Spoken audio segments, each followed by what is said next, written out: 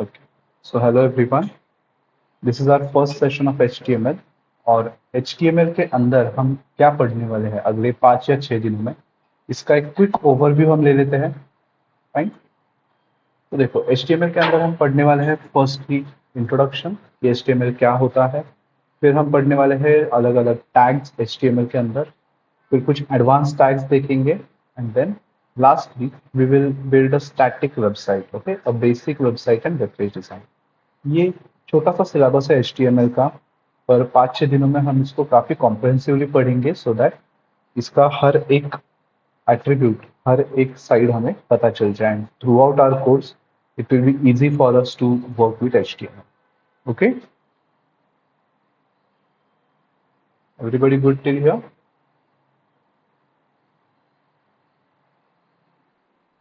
Alright. So शुरुआत करेंगे कि HTML के इंट्रोडक्शन से कि HTML एग्जैक्टली होता क्या है. तो HTML का फुल फॉर्म होता है hyper text markup language. Okay, ये एक लैंग्वेज है but it is a markup language. इस लैंग्वेज का बेसिक और मेन फंक्शन यही होता है कि आपके वेब पेज के स्ट्रक्चर को डिफाइन करना. ओके, आपके वेब पेज का जो भी स्ट्रक्चर होता है, अपीयरेंस होता है, इसको डिफाइन करने का काम ये हाइपर टेक्स्ट मार्कअप लैंग्वेज करती है. इसको टेक्स्ट विद इन टेक्स्ट भी कहते हैं. ये ऐसी लैंग्वेज है जो ब्राउजर पढ़ सकता है. तो इस वजह से हमारे जो वेब पेज के डिजाइन होते हैं ये हम HTML को यूज करके बनाते हैं. अगर हम सिर्फ HTML यूज करें तो हम सिर्फ स्टैटिक वेबसाइट्स ही बना पाते हैं. स्टैटिक और डायनामिक वेबसाइट का क्या डिफरेंस है ये अगले सेशन में हम देखेंगे. बट फॉर नाउ इतना ही हमें याद रखना है कि using HTML we can only create static websites. और HTML जो है ये एक लैंग्वेज होने के बावजूद प्रोग्रामिंग लैंग्वेजेस से अलग है. ठीक है, तो अगर आपको कोई पूछे कि आपको कौन कौन सी लैंग्वेजेस आती है, तो if you tell HTML that won't be a good impression, क्योंकि HTML is not essentially a language. तो फिर इसमें डिफरेंस एग्जैक्टली ऐसा क्या होता है, ठीक है, उस चीज को थोड़ा सा हम डिस्कस करेंगे. देखो हमारी जो प्रोग्रामिंग लैंग्वेजेस होती है जैसे कि जावास्क्रिप्ट हो गई, पाइथन हो गई या फिर जावा हो गई, इन प्रोग्रामिंग लैंग्वेजेस का यूज हम कोई लॉजिक लिखने के लिए करते हैं. ठीक है, मतलब जो भी हमारा वेब एप्लीकेशन होता है, इस वेब एप्लीकेशन का बिहाइंड द सीन जो भी सारा काम चलता है, डेटा रिट्रीव करना, डेटा अपडेट करना, यूजर्स ने जो डेटा भेजा है उसको फेच करके प्रोसेस करना, ये सारी चीजें बैकएंड में हमारी प्रोग्रामिंग लैंग्वेजेस काम होता है. बट हमारा जो वेब पेज का स्ट्रक्चर बनाना होता है ये बनाते हैं हमारे HTML. तो HTML और प्रोग्रामिंग लैंग्वेज के बीच में डिफरेंस ये है कि इनका जो पर्पस है वो पर्पस टोटली अलग है. HTML में आप वेब पेज का स्ट्रक्चर वगैरह डिफाइन करते हैं, whereas using programming language you write business logic and other related material for your web application. Okay, so HTML की एक बेसिक हिस्ट्री जान लेते हैं कि जो टेक्नोलॉजी हम सीखने वाले हैं या फिर यूज करने वाले हैं वो कहाँ से आई है, क्या हुआ क्या है इस टेक्नोलॉजी के साथ. So basically, HTML was invented in 1991 by Tim Berners-Lee. 1991 में इन्वेंट होने के बावजूद ये रिलीज हो गई थी 1993 में. ओके, इसके पहले वर्जन का नाम था HTML 1.0. बहुत ही बेयर बेसिक वर्जन था. आप इसमें एकदम स्टैटिक सी वेबसाइट्स बना पाते थे, कुछ स्टाइलिंग वगैरह ज्यादा अवेलेबल नहीं था. Very basic version. फिर आया HTML2. ये आया था 1995 में. इसमें यूजर से कुछ इनपुट लेना, इस चीज को सपोर्ट किया गया था. तो अभी जैसे हम किसी भी वेबसाइट पर जाते हैं तो हमसे कुछ फॉर्म भरवाना पड़ता है. अगर आप साइन इन भी करते हो तो साइन इन करते वक्त आपको आपका डेटा वहां पे एंटर करना पड़ता है. तो ये जो यूजर से इनपुट लेने की प्रोसेस है ये इंट्रोड्यूस की गई थी 1995 में इन HTML2. इसी के साथ कुछ टैग्स भी इसमें इंट्रोड्यूस किए गए थे. 1997 में HTML का थर्ड वर्जन आया, मतलब वर्जन 3.2. अब थर्ड वर्जन जो था इसको W3C ने वेब ब्राउजर्स के लिए ऑफिशियल बना दिया. तो ये W3C क्या है? W3C मतलब WWWC. अब इसमें WWW जो है वो तो हमें पता है, world wide web. But C जो है ये इसको WWW और इस नाम को अलग बनाता है. W3C मतलब वर्ल्ड वाइड वेब कॉन्सल्टिंग. ये एक ऑर्गेनाइजेशन है. HTML जब से लॉन्च हुई है तब से लेके आज तक HTML को डेवलप और मेंटेन करने का काम ये W3C करता है. तो 1997 में जब HTML का वर्जन 3.2 आया था तब W3C ने इस HTML को वेब ब्राउजर्स के लिए ऑफिशियल बना दिया, सो दैट जितने भी यूजर्स है वो सारे यूजर्स इस जो भी वेबसाइट्स HTML में बनती थी उनको एक्सेस कर पाएंगे, और डेवलपर्स को भी ज़्यादा लोड नहीं होगा कि अलग अलग लैंग्वेजेस में कुछ वेबसाइट्स बनानी है वगैरह. They can commonly use one single language for developing there web pages. अब इसके बाद 1999 में HTML 4.0.1 आया. HTML4 जो था, फोर्थ वर्जन, इसने स्टाइलिंग सपोर्ट करना शुरू किया. तो आज जो हम वेबसाइट्स देखते हैं थोड़े से अट्रैक्टिव होते हैं, कुछ एलिमेंट्स यहाँ ऐड किए होते हैं, कलरफुल होते हैं, अलाइंड होते हैं एलिमेंट्स. तो ये सारी चीजें 1999 में इंट्रोड्यूस हो गई. तो आप इमेजिन कर सकते हैं कि 1993 से 1999 तक, मतलब लगभग 6 साल, काफी बोरिंग सी वेबसाइट बनी होगी. मिनिमम स्टाइलिंग, सिर्फ फंक्शनल इंटरफेस होगा. तो 1999 के बाद ये चीज़ें थोड़ी सी इम्प्रूव हो गई क्योंकि वेबसाइट्स थोड़ी सी अट्रैक्टिव बनने लगी. अब इसके बाद जो अपडेट आया HTML5, जो हम करंटली पढ़ने वाले हैं, ये आया था 2008 में. Now, this update which was launched in 2008, it is still called as the latest version. Why? Because W3C has been constantly working on developing and maintaining this HTML5. और आप अभी भी देखोगे कि ये 2008 में जो वर्जन आया था, अभी भी हम इसी को यूज करके वेब पेजेस बना रहे हैं. So it has been made that advanced continuously. तो ऐसे हमारे पास ये HTML के 5 वर्जन है, जिसमें से HTML5 हम यूज करते हैं. अब हमारा जो वेब ब्राउजर है, इस वेब ब्राउजर में पिछले जो वर्जन्स है HTML के 1, 2, 3, 4, इन सारे HTML के वर्जन्स को भी सपोर्ट किया जाता है. तो इस सेशन में, इस पूरे सिलेबस में हम कुछ ऐसे भी एलिमेंट्स देखेंगे जो अभी के HTML5 में नहीं है, बट फिर भी हम उन्हें यूज कर सकते हैं because our browser supports the older versions of HTML as well. Moving on to our next point, HTML के कुछ फीचर्स. तो देखो, HTML क्यों यूज करना है हमें, ये अगर कोई पूछे तो फर्स्टली हमारे पास एक जवाब तो है ही, because HTML has been made official for all the web browsers. But इसके अलावा भी HTML जो है, HTML काफी आसान है. मतलब जैसे हम पढ़ेंगे वैसे आपको पता चलेगा कि HTML में बस हमें टैग्स याद रखने होते हैं. हर टैग का क्या काम होता है ये पता होना चाहिए, और आपको क्या बनाना है इसकी आइडिया होनी चाहिए. बस इतना पता होगा तो आप HTML का यूज करके आसानी से वेब पेजेस बना सकते हैं. Then HTML is effective for presentation. अब ये जो HTML है, ये लैंग्वेज है, ये काम ही करती है वेब पेज का स्ट्रक्चर वगैरह डिफाइन करने में. तो प्रेजेंटेशन पर्पज के लिए this is the best option that you can get. Then it is a markup language. Again, जैसे कि हमने कहा था कि it defines the structure of web page, so it is a markup language. Also HTML जो है वो हमें वेब पेज में लिंक्स ऐड करने की एबिलिटी देता है. अब लिंक्स ऐड करते हैं मतलब क्या करते हैं कि हम देखिए, आपके किसी भी आप वेबसाइट पे जाएंगे तो आपकी वेबसाइट उसी पेज पर नहीं अटकी रहती, वो आपको अलग अलग पेजेस में ले जाती है. Be it Wikipedia, be it your Google, और be it any other website like Amazon, Flipkart, Netflix, anything. आप किसी भी ऑप्शन पर क्लिक करोगे तो वो ऑप्शन आपको किसी और वेब पेज पे लेके जाएगा. सो इसे कहते हैं लिंक्स. और हमारा HTML हमें अपने वेब पेज में ऐसे लिंक्स ऐड करने की एबिलिटी दे देता है.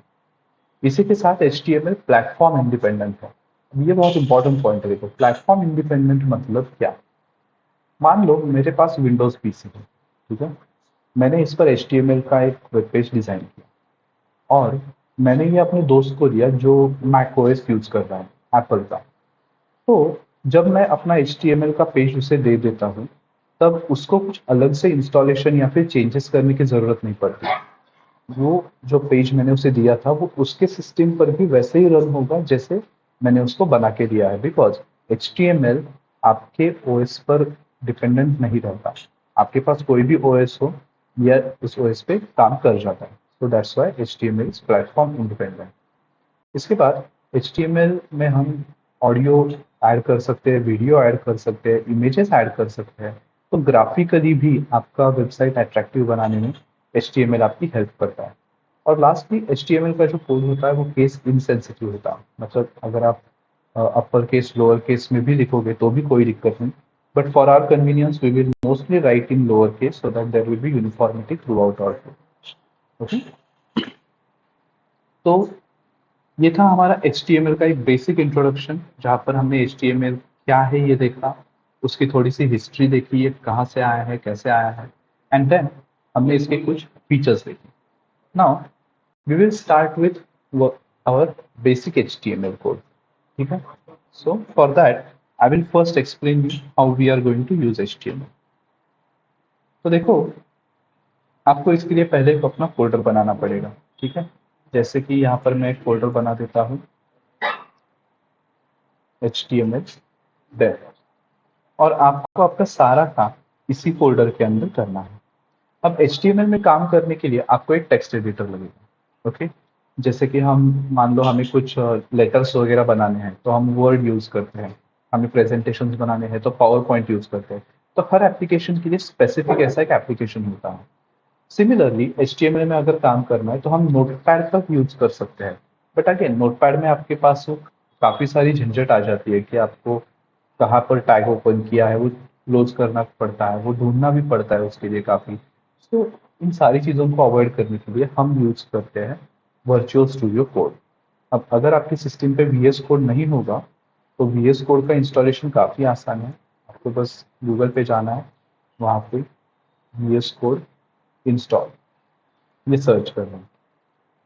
सर्च करने पर आपको पहली ही वेबसाइट जो मिल जाएगी वो माइक्रोसॉफ्ट VS कोड की होगी, वहां से आप इसको इंस्टॉल कर सकते हैं. Okay, I will show you the basic installation. आपको यहाँ पर क्लिक करना है डाउनलोड विजुअल स्टूडियो कोड, और फिर आपके पास अगर विंडोज पीसी है तो आपको यहाँ पर क्लिक करना है. आपको आपके सिस्टम से कंपैटिबल डाउनलोड वर्जन मिल जाएगा. ये देखो, मैं यहाँ पर क्लिक करता हूँ तो मेरा डाउनलोड यहाँ पर ऑटोमेटिक शुरू हो गया. ठीक है, अब मेरे पास ऑलरेडी VS कोड है, so I will just cancel this download. तो इस तरह से आप इसको इंस्टॉल कर सकते हैं, and after installation you have to just click on this, it will start the download immediately. आपको जो भी चीजें नेसेसरी होगी VS कोड में वो आपको उस डाउनलोड में sorry, वो आपको उस डाउनलोड में मिल जाएगी. Now after you have completed the visual studio installation, आपको आपका ये जो फोल्डर बना है इसमें आप आपके HTML फाइल्स बनाएंगे यूजिंग VS कोड. बट उसके लिए आपको VS कोड ओपन करके वहां से इस फोल्डर तक आने की जरूरत नहीं है. I will show you a very simple method to do this. मैं यहाँ पे क्लिक करता हूँ इस एड्रेस बार में, यहाँ पे मैं टाइप करता हूँ CMD. ओके, मैंने यहाँ पे CMD टाइप किया, मेरा कमांड प्रॉम्प्ट खुल जाता है. अब कमांड प्रॉम्प्ट में मुझे टाइप करना है कोड स्पेस डॉट. ठीक है, मैंने टाइप किया कोड स्पेस डॉट. जब मैं ये करता हूँ तो देखो मेरा VS कोड अपने आप खुल गया, और ये कहाँ पे खुला है तो मेरे HTML डेमो इस फोल्डर के अंदर ही खुला है. मुझे एक्सप्लिसिटली उस फोल्डर को एक्सेस करने की जरूरत नहीं पड़ेगी. तो जैसे ही मेरा VS कोड ओपन होता है, I will just give you quick tour of this user interface. ये आपका फोल्डर का नाम होता है. ठीक है, ये आपका एक्सप्लोरर होता है. अगर आपको फोल्डर कहीं खो जाए तो जस्ट इस पर क्लिक करो, आपका फोल्डर यहाँ पर आपको वापस दिखने लगेगा. यहाँ से आप एक्सटेंशंस ले सकते हैं. यहाँ से आपको मोस्टली लाइव सर्वर और प्रिटियर ये दो एक्सटेंशंस लेने पड़ेंगे. अगर आपके पास वो नहीं है तो मोस्टली जब आप नया VS कोड लेते हैं तो आपको लाइव सर्वर वगैरह सब आ जाएंगे. तो मोस्टली इन दो चीज़ों की हमें ज़रूरत पड़ेगी. अब नया HTML फाइल बनाने के लिए हमें क्लिक करना है इस आइकॉन पे, न्यू फाइल. ओके, इसके साइड में न्यू फोल्डर का भी आइकॉन है, रिफ्रेश का आइकॉन है, और कोलैप्स फोल्डर्स का आइकॉन है. बट हमें मोस्टली इन दो ऑप्शंस के साथ काम करना है. तो पहले मैं क्लिक करता हूँ न्यू फाइल पे. तो देखो यहाँ पर मेरी एक नई फाइल बन गई है. आज हमारा फर्स्ट डे है, so I will create a new file D1 underscore intro dot HTML. ठीक है, आप कोई भी फाइल जब बनाते हो तो उसको एक एक्सटेंशन आता है. लाइक फॉर एग्जांपल अगर मैं एक टेक्स्ट फाइल बनाता हूँ, ये देखिए मेरे डेस्कटॉप डेस्कटॉप पे मैं एक टेक्स्ट फाइल बनाता हूँ. ये देखिए, अगर मैं यहाँ पर एक टेक्स्ट डॉक्यूमेंट बनाता हूँ तो इसका बाय डिफॉल्ट एक्सटेंशन आता है डॉट टीएक्सटी। ओके, सिमिलरली जब भी मुझे एक HTML फाइल बनानी है, HTML का एक पेज मुझे बनाना है, तो मुझे एक्सटेंशन देना पड़ता है डॉट HTML। जब मैं डॉट HTML एक्सटेंशन दे देता हूँ तब ये फाइल मेरी डॉट HTML फाइल बन जाती है और इसके अंदर मैं जो भी कोड लिखूंगा वो मैं अपने वेब पेज पे देख पाता हूँ। अब यहाँ पर कोड लिखने के लिए आपको पहले बेसिक स्ट्रक्चर में समझा देता हूँ। HTML में हम काम करते हैं टैग्स के साथ। ओके, अलग अलग टैग्स का यूज करके हम HTML का पेज बनाते हैं। अब इसमें सबसे पहला टैग होता है HTML टैग। ठीक है, स्ट्रक्चर जस्ट एक्सप्लेन कर रहे हैं हम। ओके, इसके बाद इस HTML टैग के बीच में आपका आपके वेब पेज का पूरा कोड आता है। तो इसके बीच में मैं लिख देता हूँ हेड और बॉडी। ये दो जो है, ये दो आपके HTML के बहुत ही इंपॉर्टेंट कंपोनेंट्स हैं। कैसे?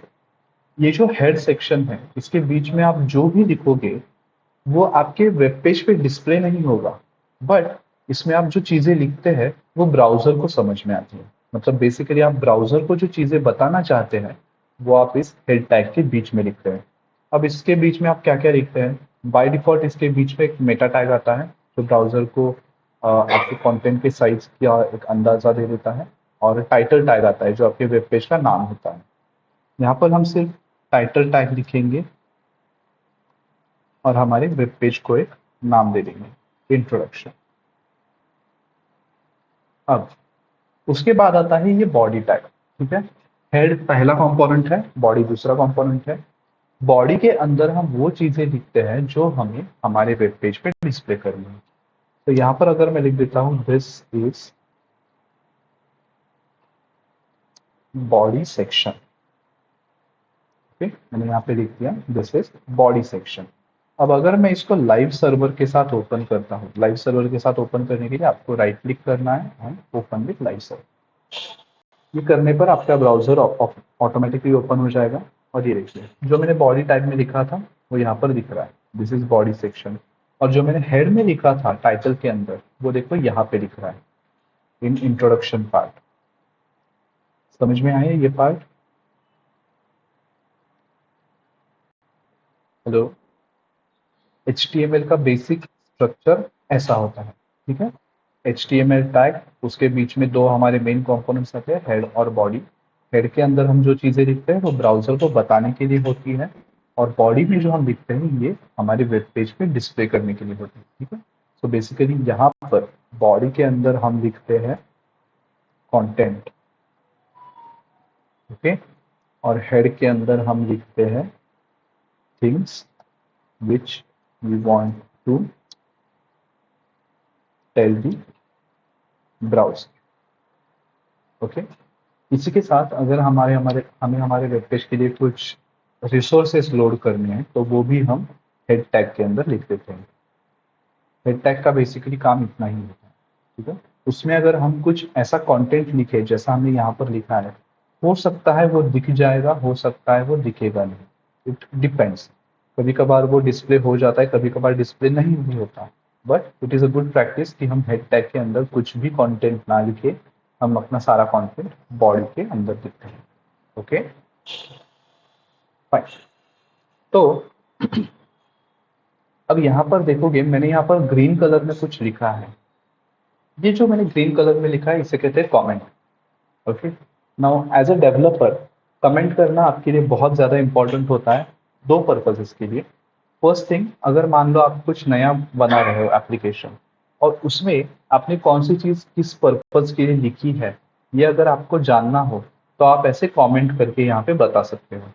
जैसे अगर मैं इसमें कमेंट करके लिख देता हूँ this is the basic structure of HTML।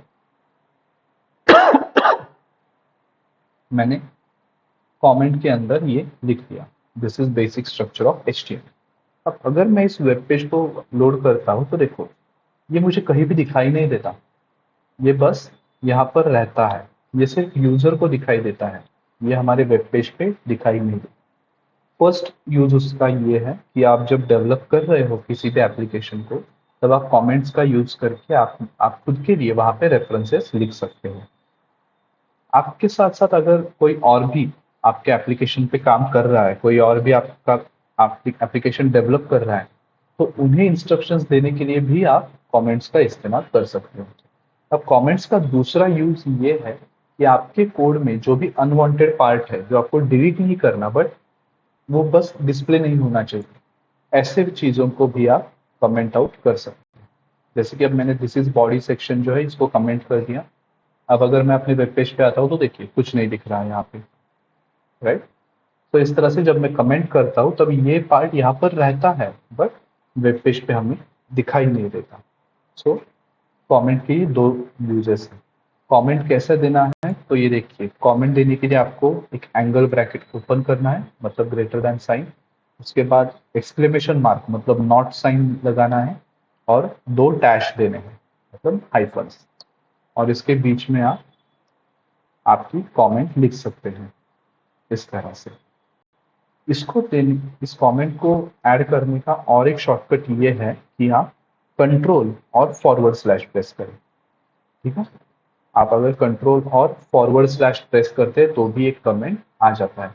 Uncomment करने के लिए भी सिंपल, आपने अगर कंट्रोल और फॉरवर्ड स्लैश प्रेस किया तो आपका कमेंट चला जाएगा। ठीक है, तो HTML में हम इस तरह से कमेंट ऐड कर सकते हैं। अब ये हमने HTML का बेसिक स्ट्रक्चर देख लिया, ठीक है, but this is not enough. हमें एक बॉयलर प्लेट कोड यहाँ पर लगाना पड़ता है। अब वो बॉयलर प्लेट कोड क्या होता है, तो I will erase all this.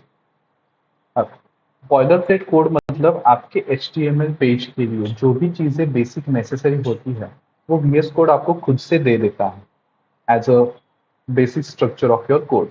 तो उसको लाने के लिए आपको प्रेस करना है Shift+1, तो आपका एक्सक्लेमेशन मार्क प्रिंट हो जाएगा और आपको एंटर हिट करना है। ये जो अभी आपकी स्क्रीन पे दिखाई दे रहा है ये है एक बॉयलर प्लेट कोड।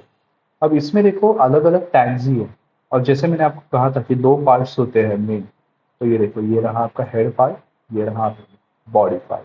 ठीक है, head section and body section. But इनके अलावा भी हमें कुछ और टैग दिख रहे हैं, जैसे यहाँ पर ये डॉक टाइप हो गया, मेटा हो गया, तो इनका मीनिंग क्या है एक एक करके हम समझ लेते हैं। देखो डॉक टाइप टैग जो होता है इसका काम होता है कि ब्राउजर को बताना कि वो किस लैंग्वेज में इस पेज को रीड कर रहा है, the language in which he has to read the page. ठीक है, आपका डॉक टाइप टैग ब्राउजर को बताता है कि ये एक HTML डॉक्यूमेंट है और आपको इसको HTML की तरह रीड करना है। कैसे बताता है HTML है, तो देखो डॉक टाइप के बाद हमने लिखा है HTML। ठीक है, सो डॉक टाइप टैग जो होता है वो आपके ब्राउजर को बताता है कि किस लैंग्वेज में पेज लिखा गया है और उसको किस में रीड करना है। उसके बाद आता है HTML टैग। ये HTML टैग हमने पहले भी देखा था जब बेसिक स्ट्रक्चर बनाया था, बस इसमें कुछ ऐड हो गया है, लैंग इंग्लिश, मतलब ये जो लैंग्वेज है इंग्लिश लैंग्वेज में किया गया है, सारे एलिमेंट्स जो होंगे वो इंग्लिश में होंगे। उसके बाद ये देखिए हमारा हेड सेक्शन आ गया। हेड सेक्शन में यहाँ पर मेटा टैग है। ये जो मेटा टैग है ये बता रहा है कि कैरेक्टर सेट कौन सा है, तो UTF-8 एनकोडिंग है कैरेक्टर्स की, और हमारा जो कंटेंट है उसका साइज और स्केल क्या होगा, ये चीजें यहाँ पर स्पेसिफाई की गई है। और लास्टली टाइटल टैग है जो हमने इससे पहले भी देखा था, इसमें हम जो भी लिखेंगे वो हमारे वेब पेज का नाम बन जाएगा। तो मैं यहाँ पर लिखता हूँ इंट्रोडक्शन टू HTML। ठीक है, अब जब मैं इस पेज को रेंडर करता हूँ तो ये देखिए ये यहाँ पे आ जाएगा। ये देखिए इंट्रोडक्शन टू HTML यहाँ पर आ गया है। ठीक है, तो ये था आपका HTML का सिंटैक्स कि आप कैसे लिखते हैं, बॉयलर प्लेट कोड क्या होता है, टैग्स के मीनिंग्स क्या होते हैं, ये इसका इंट्रोडक्शन था। अब जब तक हम HTML, CSS, बूटस्ट्रैप ये सारी चीजें पढ़ने वाले हैं, हम इन टैग्स के साथ रोज काम करने वाले हैं। ठीक है, so best way is to understand कि ये टैग्स क्या काम करते हैं और हमें इन्हें कैसे लिखना है। अब ये हम बात कर रहे हैं टैग्स, तो ये टैग्स होते क्या हैं? तो HTML में जैसे मैंने कहा कि हम टैग्स में ही सब काम करते हैं। तो ये देखिए, यहाँ पर ये बॉडी मैंने लिखा है एंगल ब्रैकेट्स के बीच में, ये टैग हो गया। ठीक है। अब मैं इस बॉडी के बीच में जो भी लिखता हूँ वो मेरे वेब पेज पे डिस्प्ले हो जाता है। ये हमने पहले भी देखा है कुछ इस तरह से। बट हमें इस मतलब इस टाइप में हमें नहीं लिखना होता। ठीक है। हमारे पास कुछ अलग अलग टाइप्स के टैग्स है, उनका यूज करके हम लिखते हैं। तो हमारे पास ऐसे कौन कौन से टैग्स है ये हम देखने वाले हैं। तो आज के सेशन में हम देखने वाले हैं heading tags and paragraph tags. ठीक है। ये दो टाइप्स हम टैग्स के देखने वाले हैं, हेडिंग और पैराग्राफ। अगर मैं आपको इसका रियल लाइफ एग्जांपल दे दूं तो ये देखिए, मैं आता हूँ अपनी वेब ब्राउजर पे और यहाँ पर मैं ओपन करता हूँ, मान लीजिए अमेजन। दूसरी तरफ मैं ओपन करता हूँ SPPU, सावित्रीबाई फुले पुणे यूनिवर्सिटी की वेबसाइट।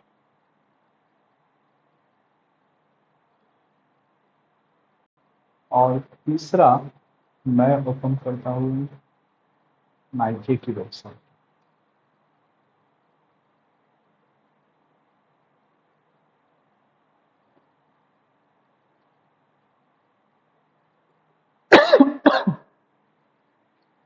तो ये देखिए, अमेजोन पर जब आप आते हैं तब आप इसमें से कोई भी अगर प्रोडक्ट सिलेक्ट करें, जैसे कि मैं सिलेक्ट करता हूँ ये हेलमेट। अब जब भी इस हेलमेट पे क्लिक करता हूँ तब मुझे इस हेलमेट का बाइंग पेज आ जाता है। तो इसमें मुझे क्या क्या देखने को मिलता है कि यहाँ पर उन्होंने एक फोटो दिया है हेलमेट का, यहाँ पर उन्होंने हेलमेट का नाम दिया है। तो अगर आप ऑब्जर्व करोगे, बाकी जो इन्होंने टेक्स्ट लिखी है उसमें और इस नाम में काफी डिफरेंस है, राइट। बाकी जो टेक्स्ट है वो साइज में छोटी है, रेगुलर फॉन्ट साइज में है, रेगुलर फॉन्ट वेट है। बट ये जो नाम उन्होंने लिखा है इसका फॉन्ट साइज भी बड़ा है और ये थोड़ा सा बोल्ड भी लग रहा है। ठीक है। इस चीज को ऑब्जर्व करो। नेक्स्ट हम देखते हैं SPPU के वेबसाइट पे।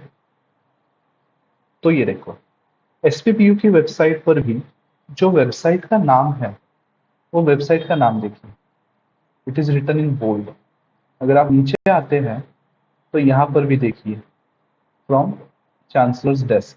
ये जो टाइटल दिया है ये भी बोल्ड में दिया है, कैपिटल में है, उसका फॉन्ट साइज भी बड़ा है। अगर आप किसी भी लिंक पे चले जाए, जैसे कि मान लो मैं स्टडी मटेरियल पे चला जाता हूँ यहाँ पे,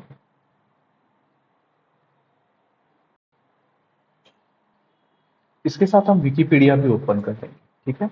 विकिपीडिया पर हम सर्च करेंगे, पुणे के बारे में सर्च कर देंगे।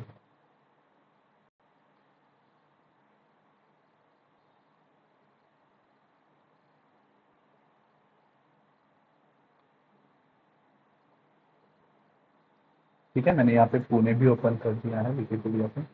SPPU अभी लोड हो रही है, कोई बात नहीं। नाइकी भी लोड हो रही है, नाइकी हो। अब ये देखिए, यहाँ पर कंटेंट अभी तक पूरी तरह से लोड नहीं हुआ है, पर जिस चीज पर वो हमारा ध्यान खींचना चाहते हैं वो उन्होंने बड़े फॉन्ट में लिखी है, बोल्ड में लिखी है। अगर हम और भी देखिए, जैसे कि यहाँ पर शूज है, मैं इस शूज पे क्लिक करता हूँ, इसका लिंक ओपन हो जाएगा। यहाँ पर विकिपीडिया भी खुल गया है। चलो, समहाउ SPPU हमें सपोर्ट नहीं कर रही है, so we will better way close SPPU, क्योंकि थोड़ा सा हेवी हो जाएगा वो। Close it. तो ये देखिए, नाइकी की वेबसाइट पर भी मैं अगर देखता हूँ तो यहाँ पर उस शूज शूज का जो मॉडल है वो मॉडल का नाम इन्होंने बड़े फॉन्ट में लिखा है और थोड़ा सा बोल्ड भी है बाकी के फॉन्ट के हिसाब से।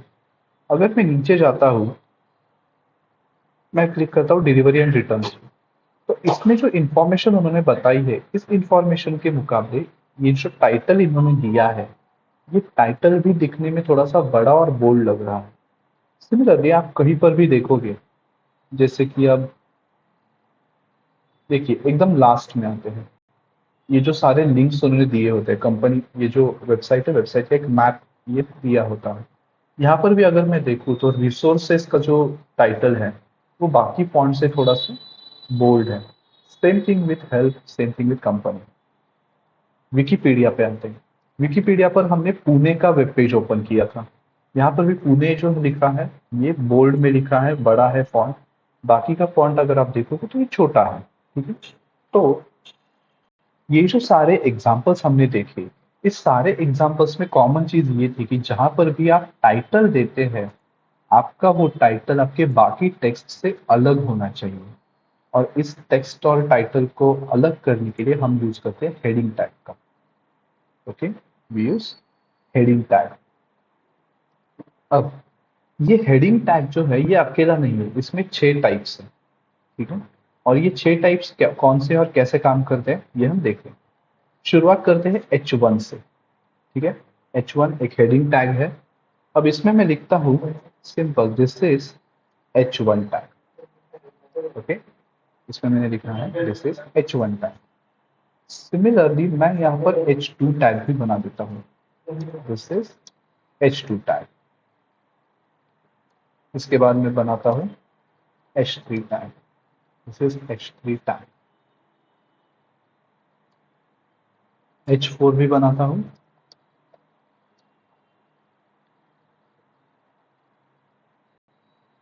H5,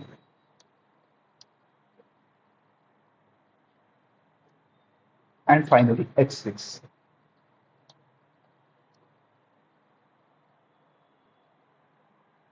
ठीक है, मैंने ये 6 टैग्स बना दिए। अब मैं इस वेब पेज को लोड करके देखता हूँ। यहाँ पर आप देख सकते हैं जो मैंने H1 में लिखा था इसकी साइज सबसे बड़ी है और बोल्ड भी है। H2 में जो लिखा था वो भी बोल्ड है बट इसकी साइज थोड़ी सी छोटी है। H3 में लिखा था इसकी साइज और छोटी हो गई है बोल्ड में। बेसिकली हेडिंग टैग में आप जो भी लिखते हैं वो बोल्ड तो हो जाता है, but depending whether it is H1, H2, H3, H4 और H5 उसकी साइज चेंज हो जाती है। तो इस हेडिंग टैग का यूज करके आप आपके आर्टिकल या फिर आपके किसी भी कंटेंट का जो टाइटल है वो टाइटल आप बोल्ड में लिख सकते हैं। बोल्ड में लिखने के साथ साथ आपको अलग अलग फॉन्ट साइज का भी ऑप्शन H1 से लेकर H6 को यूज करके मिल जाएगा। अब आपका जो ये हेडिंग टैग है ये सिर्फ बोल्ड करने में हेल्प नहीं करता, इसका काम होता है सर्च इंजन ऑप्टिमाइजेशन में हेल्प करना। तो ये कैसे करता है? तो आपको अगर पता होगा कि सर्च इंजन ऑप्टिमाइजेशन क्या होता है, इट इज बेसिकली कि आप आपके वेब पेज पे कीवर्ड्स यूज करते हैं जो कि आपके वेब पेज को यूजर के सर्च करने पर रैंकिंग के हिसाब से पुश कर देता हूँ, सो दैट आपका वेब पेज है तो जल्दी से जल्दी यूजर तक सबसे टॉप में पहुंच जाए। इसके लिए हमें ये हेडिंग टैग्स बहुत यूज में आते हैं। कैसे? अब अगर मैं आपको विकिपीडिया का एग्जांपल बता दूं, तो मैंने सर्च किया था पुणे विकिपीडिया। पुणे विकिपीडिया जब मैंने सर्च किया तो ये देखिए पहला पेज तो मुझे विकिपीडिया का आ गया, बट उसके बाद भी कुछ था। विकिपीडिया का ही एक और पेज है, विकिपीडिया का ही पुणे का एक और पेज है, पुणे पुणे पुणे। हर जगह पर पुणे है बट सारे विकिपीडिया के पेजेस हैं। वाई? अब अगर आप देखोगे तो पुणे का खुद का भी एक वेबसाइट है गवर्नमेंट का, बट फिर भी हमें विकिपीडिया का पेज ज्यादा पुश होता है क्योंकि विकिपीडिया ने पुणे इस कीवर्ड को सर्च इंजन ऑप्टिमाइजेशन में वैसे रैंक करके रखा। ठीक है, अब सिंपलेस्ट चीज आप देखोगे यहाँ पर जो पुणे लिखा है ये भी एक हेडिंग टैग ही है। इन्होंने मेन हेडिंग जो है यही अपना पुणे रखा है, इसलिए जब भी हम पुणे के बारे में सर्च करते हैं तो हमारा विकिपीडिया का पेज सबसे पहले आ जाता है। सिमिलरली मैं अगर अमेजोन पे जाता हूँ और अमेजोन पे मैं सर्च करता हूँ सैमसंग S23, तो देखिए सैमसंग S23 सर्च करने पर मुझे यहाँ पर फोन तो नहीं मिला, बट इस फोन के जो बैक कवर से ये तो मुझे सारे मिल रहे हैं। वाई? क्योंकि अगर आप देखोगे तो इनके हेडिंग में भी इन्होंने S23 सैमसंग ये चीजें लिख रखी है। और इस वजह से अगर वो फोन भी वहां पर अवेलेबल नहीं हुआ फिर भी उस कीवर्ड के हिसाब से जो भी उनके पास अवेलेबल है वो मुझे वहां पे पुश होकर दिख रहा है। सिमिलरली आप कोई भी चीज सर्च करते हो आपके सर्च इंजन पे, आपके ब्राउजर पे, गूगल पे जाकर, तो आपको वो चीज अकॉर्डिंग टू इट्स कीवर्ड्स आपको मिल जाती है। सो इवन इफ मैं सर्च करता हूँ जैसे मान लो डेल, डेल नहीं sorry HP, pavilion X360 laptop. ठीक है, मैंने सर्च किया HP पैविलियन X360, ये एक लैपटॉप है। देखो जब भी मैं इसे सर्च करता हूँ तो मुझे पहले HP का पेज आ जाते हैं दो। ये मेरा HP का पहला पेज आ गया, ये दूसरा पेज आ गया। इसने दो अलग अलग मॉडल्स मुझे बताए हैं। तीसरा पेज मुझे आ गया फ्लिपकार्ट का। Why? Because Flipkart is selling that HP Pavilion laptop. But अगर आप देखोगे, आप कहोगे कि सर HP तो लैपटॉप बनाता है इसलिए ठीक है, उनका पेज आ गया। फ्लिपकार्ट तो लैपटॉप नहीं बनाता, फिर उनका पेज क्यों आया है? बिकॉज फ्लिपकार्ट ने अपने पास वो HP पैविलियन लैपटॉप बेचने के लिए रखे हैं, और उन्होंने इस लैपटॉप को जो टाइटल दे रखे हैं वो आपके हेडिंग टैग्स को यूज करके दिए हैं।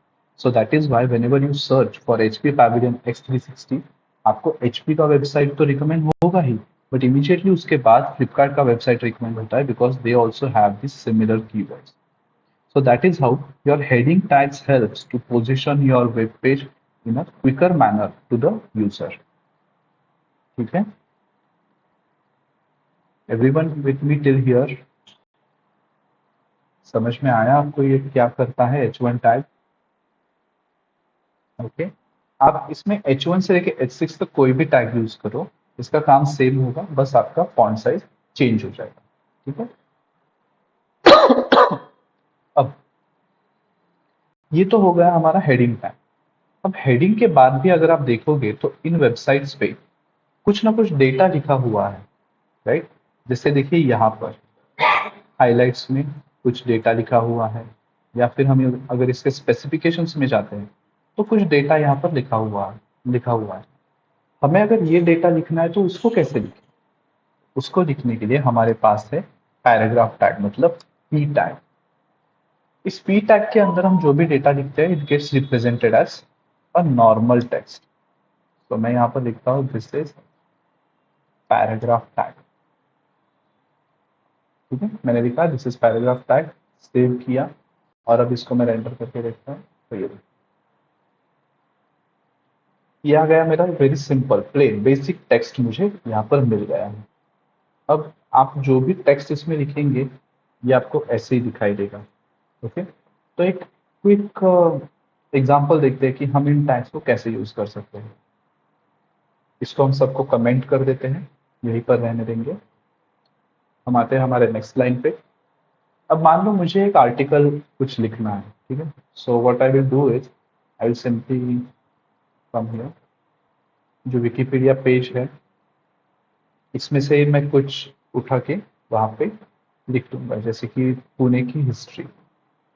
सो मान लो मुझे इतना पार्ट जो है वो अपने वेब पेज पे लिखना है, तो ये देखो अब मैं कैसे कर सकता हूँ।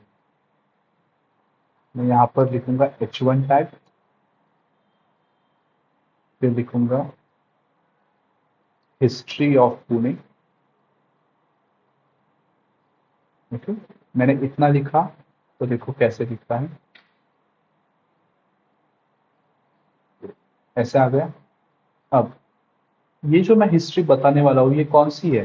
अर्ली एंड मिडिवल पीरियड की है। ठीक है, तो इसके नीचे मुझे अब वो दिखाना है। उसके लिए मैं यूज करूंगा मान लो H4 टैग का। तो early and medieval period,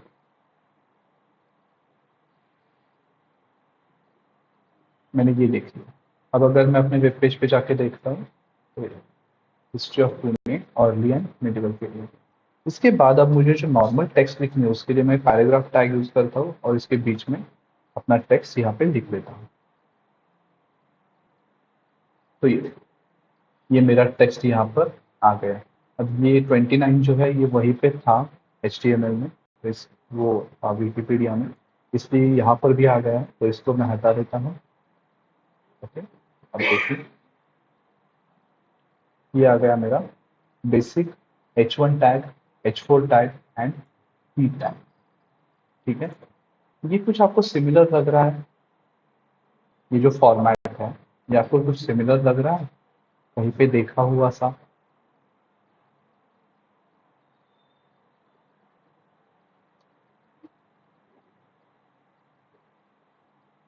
remember it somewhere?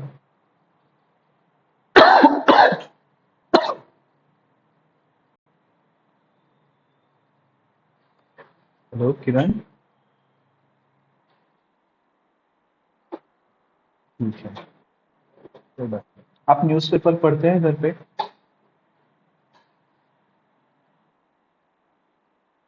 कभी? ठीक है, कोई बात नहीं। आप अगर न्यूज़पेपर देखेंगे तो ये देखो, ये मैंने एक न्यूज़पेपर ओपन किया है, आज का ही है। ये न्यूज़ पढ़िए, एमपीएससी को निर्णय नाही। ये जो हेडिंग है, ये हेडिंग कैसा है? बाकी फॉन्ट से बड़ा है, बोल्ड है, राइट? उसके बाद देखो इसके एक सब हेडिंग भी है, आयोगाची आज बैठक आंदोलन सुरूच। और उसके बाद इन्होंने मेन न्यूज यहाँ पर दी है जिसका फॉन्ट छोटा सा है। ये क्यों करते हैं? क्योंकि आपको समरी देनी होती है कि ये न्यूज किस बारे में, और आपका ध्यान खींच लेना होता है। इसके लिए हम यूज करते हैं ऐसे हेडिंग का। हमारे वेब पेज में हमने इसके लिए यूज किया है H1 टैग। उसके बाद थोड़ा सा इसके बारे में और आपको जानकारी देना होता है कि चलो, हेडिंग पढ़ के जो रीडर आ तो गया, अब उसको थोड़ा और उलझाना है। तो ये देखिए आपका सब हेडिंग हो गया, ये आपको कुछ एक्स्ट्रा इन्फॉर्मेशन दे रहा है। इसके बाद अब ये लो, ये रही आपकी मेन न्यूज। तो ये मेन न्यूज जो है, ये डिटेल्ड होती है, इसलिए ये छोटे फॉन्ट में लिखते हैं सो दैट मैक्सिमम इंफॉर्मेशन वहां पे अकोमोडेट हो सके। तो ये देखिए, जो मेन न्यूज है वो आपके छोटे फॉन्ट में है। अब इसको ध्यान में रखिए और ये देखिए, सिमिलर लग रहा है कुछ?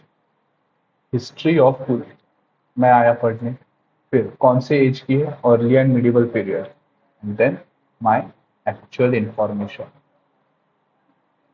कुछ रिलेट कर पा रहे हैं अब इस चीज को? Now this is relatable, right? Similarly, similarly अगर मैं यहाँ से एक और ये उठाता हूँ, कुछ और डेटा यहाँ से उठाता हूँ, लाइक मराठा एम्पायर के बारे में। ये डेटा मैंने उठाया, स्पीड टैग के बाद आया H4, मराठा एम्पायर एंड फूल।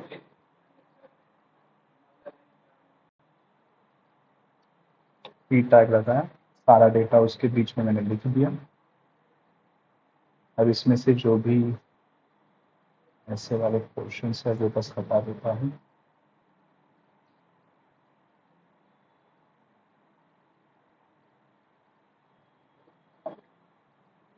अब देखिए, और साइड में हम ओपन करेंगे,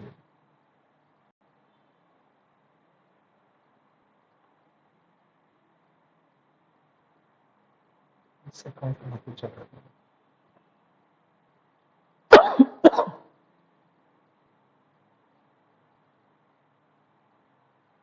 ये, अब ये सिमिलर लग रहा है कुछ? इन्होंने जैसे अच्छे से फॉर्मेटिंग की है उनके न्यूज की, वैसे ही कुछ फॉर्मेटिंग हमारी भी लग रही है, राइट?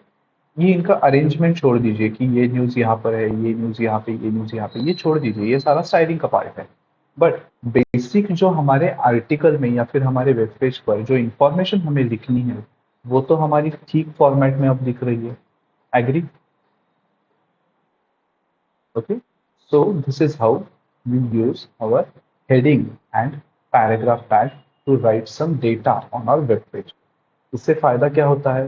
हेडिंग टैग में आप जो भी लिखते हैं वो कीवर्ड्स की तरह ट्रीट होता है, सो एसईओ में ये आपकी हेल्प करता है।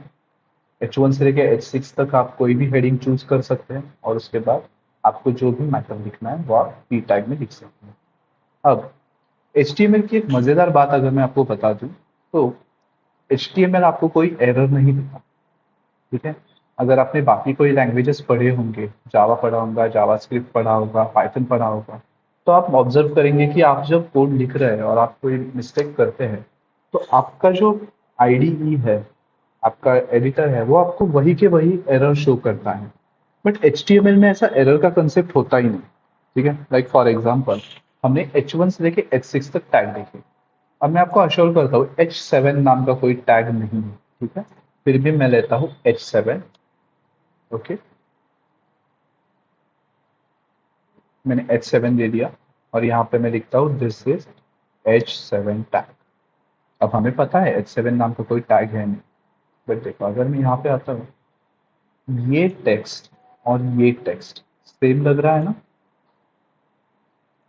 सेम लग रहा है कि, तो H7 टैग ऐसा कुछ नहीं है, फिर भी हमारे वेब ब्राउजर ने ये दिखा दिया कि ये लिखा है।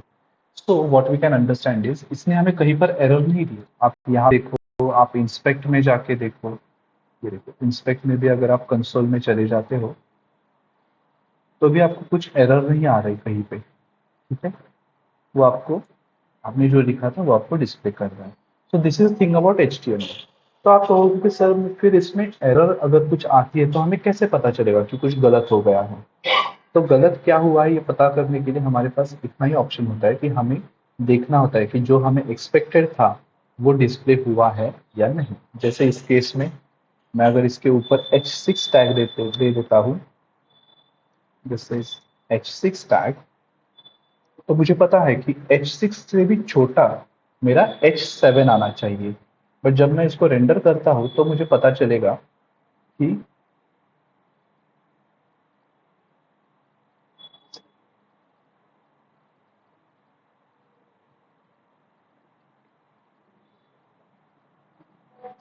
कोई छोटा नहीं है।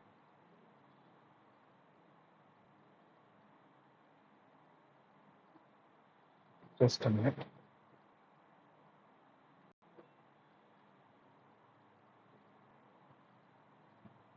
नॉन रिस्पॉन्सिव हो गया पेज, ठीक है कोई बात नहीं। हमें ये तो पता है कि H6 टैग सबसे छोटा टेक्स्ट हमें देता है।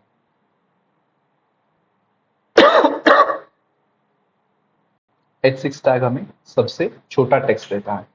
तो अगर मैं H7 लिखता हूँ तो जाहिर सी बात है कि मेरा फॉन्ट साइज इससे भी छोटा हो जाना चाहिए था, बट नहीं, मुझे ये नॉर्मल टेक्स्ट मिला है। इसी का मतलब हमारे पास H7 टैग नहीं है, बट फिर भी आपके ब्राउजर ने वो वहां पे डिस्प्ले कर दिया। So this is thing about HTML। वो आपको एरर नहीं देगा, आप जो भी लिखते हैं वो आपको दिखाएगा वहां पे, बट आपको पता होना चाहिए कि ये गलत हुआ है because this was not what you expect. Okay till here, समझ में आया? और ठीक है। सो आज के सेशन के लिए बस इतना ही। आज के सेशन में हमने देखा HTML क्या होता है, बेसिक इंट्रोडक्शन दी हमने। फिर हमने HTML के वर्जन्स देखे क्या क्या है, 5 वर्जन्स है, कहाँ से लेकर हम कहाँ तक पहुंचे ये हमने देखा। उसके बाद हमने HTML के फीचर्स देखे। फिर हमने टेक्स्ट के 2 टैग्स देखे, हेडिंग और पैराग्राफ टैग्स। बट इसके अलावा हमने देखा HTML में कमेंट कैसे करते हैं, HTML का स्ट्रक्चर कैसा होता है कोड का, इन हर टैग्स का मतलब हमने देखा, डॉक टाइप क्या होता है, HTML टैग क्या करता है, मेटा टैग क्या करता है, टाइटल टैग क्या करता है, इन सारे टैग्स के हमने मीनिंग्स देख लिए। एंड लास्टली हमने H1 में 6 टैग्स और ये P, ऐसे आज टोटल 7 टैग्स देख लिए। यहाँ तक सब क्लियर है? ग्रेट। अब आप आज क्या करेंगे कि आप VS कोड इंस्टॉल करेंगे, ठीक है। जो मैंने प्रोसेस बताई थी आपके फाइल बनाने की, आपको एक फोल्डर बनाना है जहां पर आप सारे फाइल्स रखेंगे। आपको उसके एड्रेस बार में जाना है, CMD टाइप करना है, एंड उसके बाद आपको वहां पे कोड स्पेस डॉट ये टाइप करके एंटर करना है, तो आपका VS कोड उसी फोल्डर में खुल जाएगा। तो ये प्रोसेस करके आपको आपका VS कोड वहां पे ओपन करना है, एंड जो टैग्स हमने आज देखे हैं उनका एक बार प्रैक्टिस करके देखना है। जो मैंने यहाँ पे आर्टिकल बनाया है ये वाला, सिमिलर आर्टिकल आप एक बार बना के देखिए यूजिंग H1 टैग, H1 से लेके H6 तक टैग यूज करके और P टैग यूज करके ऐसा एक आर्टिकल बना के देखिए, ठीक है। और